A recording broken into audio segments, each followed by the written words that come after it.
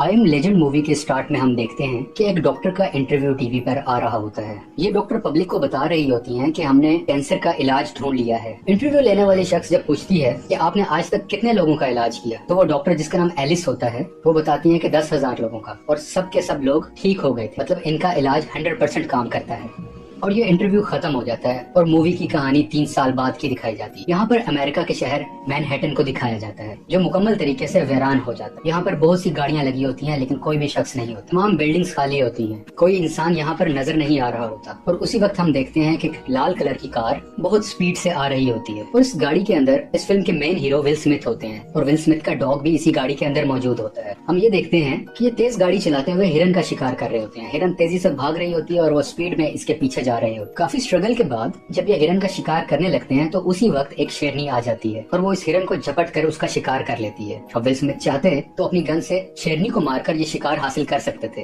लेकिन वो इस चीज को इग्नोर कर देते हैं क्योंकि शाम हो जाती है और विल स्मिथ की घड़ी का भी अलार्म बज जाता है। इस अलार्म का मकसद होता है कि उनको अब घर वापस लौटना है और कोई भी चीज हो उसको इग्नोर करना है और लाजमी अपने घर में वापस पहुंचना है। विल स्मिथ को घर इसलिए जाना होता है क्योंकि इस शहर में कोई और इंसान तो नहीं मौजूद, लेकिन बहुत से म्यूटेंट्स मौजूद होते हैं। इस फिल्म में म्यूटेंट्स को डार्क सीकर्स का नाम दिया गया है। ये डार्क सीकर्स सिर्फ रात को बाहर निकलते हैं क्योंकि दिन में ये रोशनी बर्दाश्त नहीं कर सकते। इसीलिए विल स्मिथ का अलार्म बजता है और वो अपने घर चले जाते हैं। अब वो अपने घर में पहुंच चुके हैं। अब घर के अंदर विल स्मिथ और उनका डॉग मिलकर खाना खाते हैं और अपने घर को मुकम्मल तरीके से सील कर देते हैं। तमाम डोर्स को लॉक कर दिया जाता है और तमाम लाइट्स को भी ऑफ कर दिया जाता है ताकि बाहर से किसी भी डार्क सीकर मीन्स वो म्यूटेंट्स, उनको पता ना चल सके कि घर के अंदर कोई मौजूद है। विल स्मिथ को अपने डॉग से बहुत प्यार होता है और हम ये देखते हैं कि विल स्मिथ और उसका डॉग एक बाथटब में मिलकर सो रहे होते हैं और इसी दौरान बाहर से बहुत डार्क सीकर्स की भी आवाज आ रही होती है। और अब यहाँ से कहानी फ्लैशबैक में जाती है। अब कहानी क्योंकि फ्लैशबैक में चली गई है और हम ये देखते हैं कि विल स्मिथ अपनी फैमिली के साथ होता है और वहाँ से वो अपनी बीवी और बेटी को लेकर एयरपोर्ट की तरफ निकल जाया कर। विल स्मिथ अपनी वाइफ को बताते हैं कि कम से कम 2 हफ्ते का खाना अपने पास लेकर अरेंज कर लेना और एटीएम से पैसे निकलवा कर अपने पास रखना। वो अपनी वाइफ को ये भी बताते हैं कि आर्मी 1 घंटे के अंदर इस एरिया को सील कर देगी। उसकी वाइफ बहुत परेशान होती है और वो पूछती है क्या यह वायरस हवा से फैल रहा है। इस वक्त तक विल स्मिथ को कुछ नहीं पता होता और वो कहते हैं कि हाँ शायद कुछ ऐसा ही है।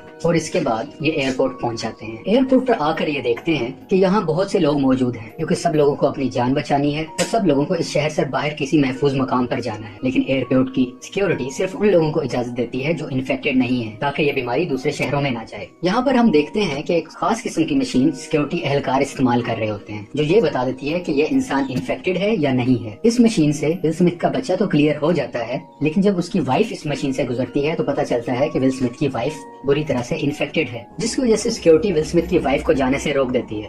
अब विल स्मिथ क्योंकि सीनियर ऑफिसर है तो उसको गुस्सा आता है। वो कहता है ये मेरी वाइफ है, इसको जाने दो और मेरे ऑर्डर पर मेरी वाइफ को दोबारा चेक। और जब सिक्योरिटी उसकी वाइफ को दोबारा चेक करती है तो मशीन उसको क्लियर बताती है, यानी कि अब मशीन ये बताती है कि वाइफ को कोई वायरस नहीं है और वो दूसरे शहर जा सकती है। विल स्मिथ क्योंकि एक सीनियर ऑफिसर है तो इसकी फैमिली के लिए एक हेलीकॉप्टर का अरेंज किया जाता है। यह हेलीकॉप्टर जैसे ही टेक ऑफ करता है यानी कि उड़ जाता है तो सामने से एक और हेलीकॉप्टर आ रहा होता है जिस पर डार्क सीकर्स अटैक कर देते हैं और वो दूसरे वाला हेलीकॉप्टर इनबैलेंस होके विल स्मिथ की फैमिली वाले हेलीकॉप्टर पर आकर टकरा जाता है, जिसकी वजह से दोनों हेलीकॉप्टर क्रैश हो जाते हैं। और इस क्रैश की वजह से दोनों हेलीकॉप्टर्स के अंदर मौजूद मुसाफिर मर जाते हैं, जिसमें विल स्मिथ की वाइफ और बेटा भी होता है। अब हम देखते हैं कि विल स्मिथ एक लेबोरेटरी के अंदर मौजूद होते हैं और वो इन्फेक्टेड लोगों को ठीक करने के लिए मेडिसिन बना रहे होते, डिफरेंट एक्सपेरिमेंट्स कर रहे होते। इसी लैब में बहुत से इन्फेक्टेड चूहे भी होते हैं ताकि इन चूहों पर एक्सपेरिमेंट किया जा सके और ये टेस्ट किया जा सके कि विल स्मिथ जो दवाई बना रहे हैं क्या वो काम करती है या नहीं। ड्यूरिंग एक्सपेरिमेंट ये भी चेक करते हैं कि उन चूहों को जिनको इन्होंने लास्ट टाइम यही दवाई दी थी, ये चेक कर रहे होते हैं क्या कोई फर्क पड़ा है या नहीं। लेकिन एक्सपेरिमेंट के दौरान पता चलता है कि चूहों की हालत अभी भी वैसे ही खराब है, वो बहुत एग्रेसिव है और अभी तक ये दवाई इन पर असर नहीं कर रही। और इसी परेशानी के अमल में विल स्मिथ की नजर एक चूहे पर जाती है जो बिल्कुल सुकून से बैठा होता है। वो बाकी चूहों की तरह एग्रेसिव नहीं होता। विल स्मिथ को लग रहा होता है कि जो मेडिसिन मैंने इस चूहे को दी है वो कामयाब हो रही है क्योंकि ये कोई रिएक्शन नहीं कर रहा और उसको लगता है कि शायद यही सही वक्त है कि अब इंसानों पर भी इस मेडिसिन का टेस्ट किया जाए ताकि जितने भी लोग हैं उनको इन्फेक्शन से बचाया जा सके। वो जो डार्क सीकर्स बन चुके हैं उनको दोबारा से इंसान बनाया जा सके। कहानी अब अपने मौजूदा वक्त में आ जाती है, उस वक्त की मैं बात कर रहा हूँ जब वो सिर्फ अकेला है पूरे मैनहट्टन में। विल स्मिथ बाकायदगी से एक काम डेली बेसिस पर करता है। वो रोज दिन भर बाहर जाता है और FM रेडियो के थ्रू सिग्नल्स भेजता है कि अगर कोई इंसान उसे सुन रहा है तो आपको किसी भी किस्म की मदद चाहिए हो तो मैं मौजूद हूँ, मैं आपको खाना दे सकता हूँ, मैं आपको शेल्टर दे सकता हूँ, इस उम्मीद पर कि एक दिन उसे कोई ना कोई सुनेगा और उसे कोई रास्ता करे। वो इस बात पर बिलीव करता है कि मैं अकेला नहीं हूँगा, यहाँ पे और कोई भी हो सकता है जो मुझे सुनेगा और मैं उससे मिल सकूं या वो मुझसे मिल सके। और वो ये भी बताता है कि वो रोज 12 बजे एक ब्रिज पर अवेलेबल होता है और मैं आपको रोज वहीं पर मिलूंगा। अब शिकार के सिलसिले में विल स्मिथ को एक और हिरन नजर आता है। वो और उसका डॉग उस हिरन का पीछा करते हुए एक कमरे के करीब पहुंच जाते हैं। वो कमरे में बहुत अंधेरा होता है। विल स्मिथ तो उस कमरे में दाखिल नहीं होना चाहता, लेकिन उसका कुत्ता उसी कमरे में चला जाता है जहाँ पर बहुत अंधेरा होता है। क्योंकि विल स्मिथ अपने डॉग से बहुत प्यार करता है तो वो भी अपने डॉग के लिए उस अंधेरे वाले कमरे में दाखिल हो जाता है। विल स्मिथ की गन के आगे लाइट लगी होती है जो उसे अपना डॉग ढूंढने में मदद दे रही होती है। यहाँ पे इन्हें इसका डॉग मिल जाता है और वो अपने डॉग को कहते हैं चलो मेरे साथ चलो, हम घर चलते हैं। लेकिन इनका डॉग बहुत डरा हुआ होता है और इसी बात के दौरान विल स्मिथ को उस कमरे से कुछ आवाजें आती हैं। विल स्मिथ जब अपने राइट लेफ्ट देखता है तो वहाँ पर उसकी नजर एक डार्क सीकर पर पड़ती है। डार्क सीकर मींस वही म्यूटेंट्स। इससे पहले कि वो डार्क सीकर विल स्मिथ पर अटैक करता, विल स्मिथ उसको गोलियां मारकर छल्ली कर देता है और फौरन अपने डॉग को लेकर भागने लगता है। इसी शोर को सुनते हुए बाकी डार्क सीकर्स भी बाहर आ जाते हैं और विल स्मिथ के पीछे भागने लगते हैं। विल स्मिथ भाग रहा है, अपनी जान बचा रहा। एक डार्क सीकर विल स्मिथ के बहुत करीब आ जाता है और वो उसके ऊपर अटैक करने ही लगता है कि विल स्मिथ खिड़की से छलांग लगा दे। अब क्योंकि खिड़की टूट चुकी है और वो बाहर रोशनी में आ चुका है, लेकिन वो डार्क सीकर जो उसके साथ रोशनी में बाहर आया था, रोशनी में आते ही मर जाता है। क्योंकि हमने शुरू में बताया था डार्क सीकर जो है वो लाइट को एब्जॉर्ब नहीं कर सकते, वो लाइट में सामने नहीं आ सकते क्योंकि लाइट पड़ते ही वो मर जाया करते। अब विल स्मिथ को एक खुशी की बात पता चलती है। उसे ये पता चल जाता है कि इस कमरे में डार्क सीकर्स मौजूद हैं, तो क्यों ना इनमें से किसी एक को पकड़ ले और मैं अपनी लेबोरेटरी में ले जाऊं और जो मैं मेडिसिन बना रहा हूँ वो मैं इन डार्क सीकर्स पर टेस्ट, ताकि मैं जल्द से जल्द कोई प्रॉपर दवाई बना सकूं और इन सबको ठीक कर सकूं। अब डार्क सीकर्स को पकड़ने के लिए विल स्मिथ एक ऐसा जाल बनाते हैं जिसमें वो फंस जाए। एक फंदा सा बनाया जाता है और इसी दौरान वो अपने डॉग को कहते हैं कि तुम गाड़ी में बैठ जाओ क्योंकि तुम्हें इन्फेक्शन हो सकता है। यहाँ पे विल स्मिथ अपनी बात इसलिए नहीं करते क्योंकि वो डेली बेसिस पे डिफरेंट डोजेस ले रहे होते हैं, मेडिसिन ले रहे हो ताकि वो इन्फेक्शन से बच सके। थोड़ी देर में इन्हें पता चलता है कि वो जो जाल बिछाया गया था उसमें एक डार्क सीकर फंस चुका है। अब वो डार्क सीकर विल स्मिथ के कब्जे में आ चुका है। लेकिन उसी दौरान हम देखते हैं कि वो रूम जो अंधेरे वाला रूम था वहाँ से एक म्यूटेंट खिड़की पर आता है और वो बहुत जोर से चलाता है विल स्मिथ को देख, जैसे वो उसे बदला लेना चाह रहा है। खैर विल स्मिथ उस डार्क सीकर को लेकर अपनी लैब में आ जाते हैं।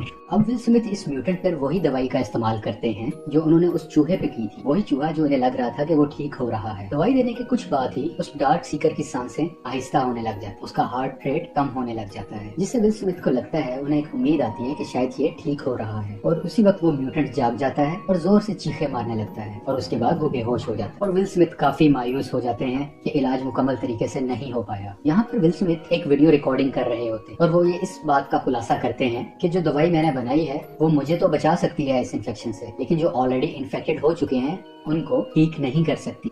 और मैं बार बार इसी चीज की कोशिश कर रहा हूँ ताकि उन डार्क सीकर्स को ठीक किया जा सके। और वो ये एक और बात भी ऐड करते हैं कि आज जब मैं उस डार्क सीकर को पकड़ रहा था तो एक डार्क सीकर मुझे घूर कर देखने लगा था और वो घूरते हुए रोशनी में भी आ चुका था और रोशनी का असर उस पर कुछ नहीं हो रहा। शायद ये इस वजह से हो रहा है क्योंकि उनको भूख लग रही है और वो अपने लाइफस्टाइल को चेंज कर रहे हैं। आहिस्ता आहिस्ता वो खुद को धूप में आने का आदी बना रहे हैं। ये सब कुछ ये वीडियो कॉन्फ्रेंस में रिकॉर्ड कर रहा होता, वीडियो रिकॉर्डिंग में। अमेरिका के शहर मैनहट्टन में रहते हुए विल स्मिथ को 1000 से ज्यादा दिन हुए हैं। इसी तरह एक दिन विल स्मिथ अपने डॉग के साथ दिन में बाहर जा रहा होता है तो उसका पाँव एक फंदे में फंस जाता है और वो उल्टा होकर हवा में लटक जाता है। ये फंदा बेसिकली डार्क सीकर्स ने लगाया होता है क्योंकि डार्क सीकर्स भी सोचने समझने की बहुत सलाहियत रखते हैं। अब विल स्मिथ हवा में लटका होता है और वहीं पर वो बेहोश हो जाता है।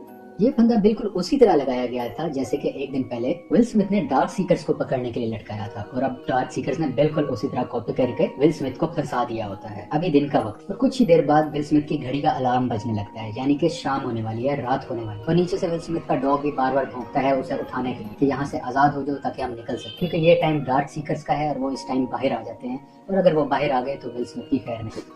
विल स्मिथ अब जाग चुका है। वो अपनी जेब से चाकू निकालकर उस रस्सी को काट देता है और नीचे गिरते हुए गलती से वही चाकू उसके पाँव में घुस जाता है। विल स्मिथ अपने डॉग समेत अपनी गाड़ी की तरफ बढ़ रहे होते और इसी दरमियान वही डार्क सीकर सामने आ जाता है जो रोशनी में आ गया था। उस डार्क सीकर्स के पास 2 अपने डॉग्स भी थे जो कि इन्फेक्टेड हैं।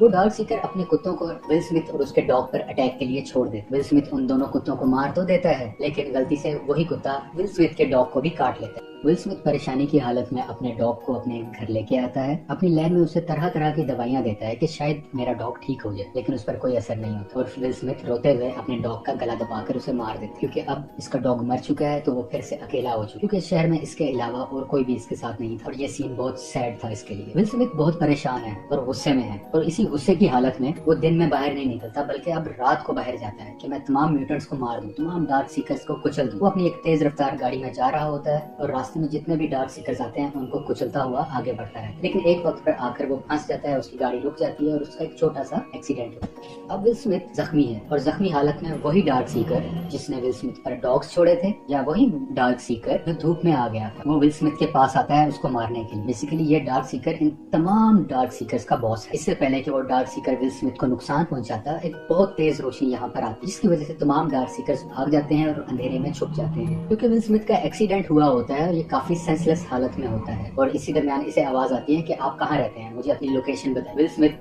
थोड़ा बेहोशी की हालत में मुश्किल से अपना एड्रेस बता। अगले सीन में विल स्मिथ जब सो के उठता है तो वहाँ पे टीवी चल रहा हो। जब वो गनूदगी से उठता है तो देखता है कि उसके कमरे में एक औरत और उसका एक बेटा मौजूद है। वो पहले तो देख के हैरान होता है लेकिन खुश भी होता है। वो औरत बताती है कि हमने आपका FM रेडियो पे मैसेज सुना और आपकी लोकेशन जानकर हम आपके पास आए हैं। वो औरत ये भी बताती है कि आपने जिस पुल पर मिलने का कहा था, हम पूरा दिन उस जगह पर इंतजार करते रहे, लेकिन आप वहाँ पे आज आए नहीं, और हमने रात को देखा कि आप म्यूटेंट्स के दरमियान फंसे हुए हैं, तो वहाँ पर हम आपको आगे बचा। वो औरत विल स्मिथ को ये भी बताती है कि हमारे साथ जितने साथी थे उन सबको डार्क सीकर्स ने खत्म कर दिया है, और अब हम दोनों एक ऐसी जगह पर जाना चाह रहे हैं जहाँ और भी इंसान जिंदा। वो एक सेफ लोकेशन है जहाँ पर कोई वायरस नहीं और वहाँ पर सिक्योरिटी भी बहुत अच्छी है।